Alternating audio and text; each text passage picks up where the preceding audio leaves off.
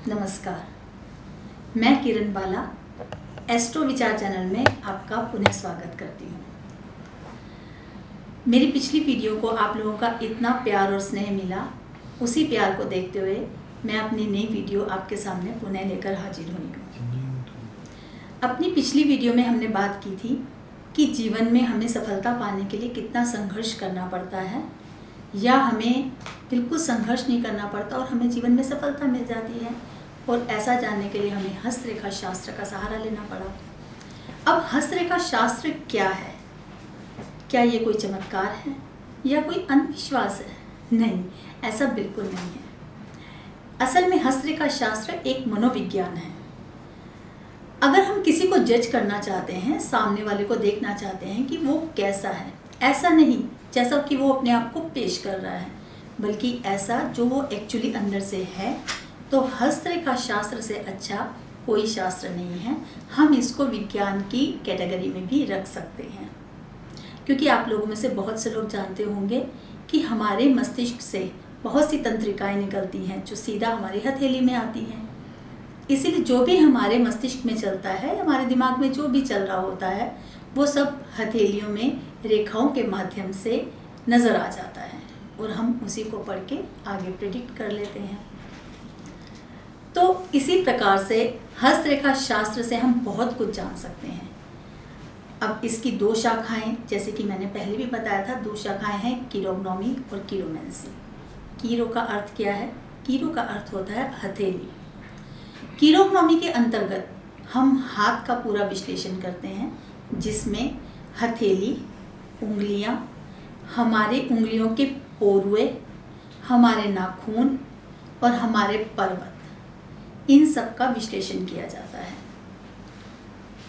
इस कीरोग्नोमी के आधार पर हम सामने वाले के स्वभाव को बहुत अच्छे से जान सकते हैं।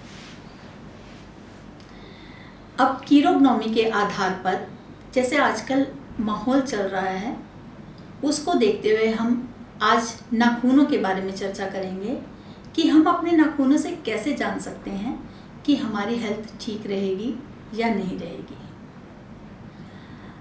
अगर किसी व्यक्ति के हाथ, हथेली के नाखून, उनकी चमक बहुत अच्छी हो, गुलाबी रंग के नाखून हो और उसके ऊपर किसी भी प्रकार का कोई नेचुरल निशान नहीं हो, तो वो एक स्वस्थ व्यक्ति के हाथ माने जाते हैं या स्वस्थ व्यक्ति के नाखून माने जाते हैं।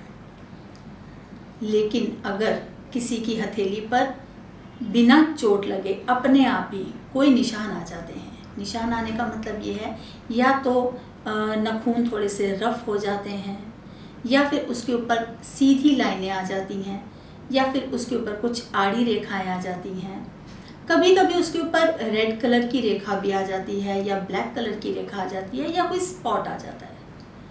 तो इस तरह से जब हमारे हथेली के नाखूनों पर आता है प्रभाव, तब हमें अलर्ट हो जाना चाहिए कि हमारी जो हेल्थ है वो कुछ अंदर से ठीक नहीं है। अगर ये प्रभाव बहुत ज़्यादा हो जाता है तो कुछ मेजर प्रॉब्लम आती है, कोई बड़ा डिजीज़ होने की संभावना होती है। लेकिन अगर ये प्रभाव थोड़ा सा कम होता है तो आपको तुरंत उसकी चिकित्सा लेनी शुरू कर देनी चाहिए। इसके बारे में थोड़ी सी विस्तार से बात करते हैं कि अगर नाखून के ऊपर सीधी रेखाएं आ जाएं, थोड़े से रफ नाखून हो जाएं, इसका मतलब आपकी बॉडी में मिनरल्स की कमी हो गई है। आपको तुरंत चेक करवाना चाहिए और डॉक्टर से कंसल्ट करना चाहिए। अगर आपके हथेली के नाखूनों पर रेड कलर की कोई लाइन आ गई है तो वो थोड़ी सी बड़ी डिसीज़ के बारे में इंडिकेट करती है, उसमें आपको तुरंत डॉक्टर से कंसल्ट करना चाहिए। अगर इसी तरह से ब्लैक कलर की लाइन आ जाती है तो भी वो किसी मेजर डिसीज़ के बारे में बताती है, तब भी आपको तुरंत अलर्ट होके डॉक्टर से कंसल्ट करना चाहिए। अगर आपके नाखून खुद टूटने लगते हैं, जबकि पहले नहीं टूट रहे होते, अचानक से ऐसा हो जाता है कि खुद ही टूटना शुरू हो जाते हैं बार बार, तब भी आप इसको हल्के में मत लीजिए और तुरंत डॉक्टर से कंसल्ट कीजिए। ये सब आपको हस्तरेखा शास्त्र के अंतर्गत ही बताया जा रहा है और आपको बहुत सी किताबों में इसकी जानकारी मिलेगी। चाहे वो कीरो की लिखी हुई किताबें हों, चाहे वो बेनहम की लिखी हुई किताबें हों, चाहे वो सामुद्रिक शास्त्र क्यों ना हो। तो इस तरह की जानकारी आपको बहुत सी किताबों में मिलेगी। आपके हथेली के नाखून के ऊपर अगर कोई स्पॉट आ जाता है, ब्लैक स्पॉट हो या रेड स्पॉट हो, तो ये बहुत ही डेंजरस स्थिति है। इसमें आपको इमीडिएट डॉक्टर को दिखा के अपने टेस्ट करवाने चाहिए। अगर आपके नेल्स हल्के नीले पड़ते हैं, इसका मतलब वहाँ पर आपके बॉडी में ऑक्सीजन की कमी है और आपके लंग्स में थोड़ी सी प्रॉब्लम स्टार्ट हो गई है। अगर आपके नेल्स में हल्का सा येलोपन आ जाता है, तो वहाँ पर आपको जॉन्डिस की प्रॉब्लम होने की संभावना हो जाती है। तो यही कुछ बातें थी जो कि हस्तरेखा शास्त्र के माध्यम से आज मैं आप लोगों के साथ शेयर करना चाहती थी।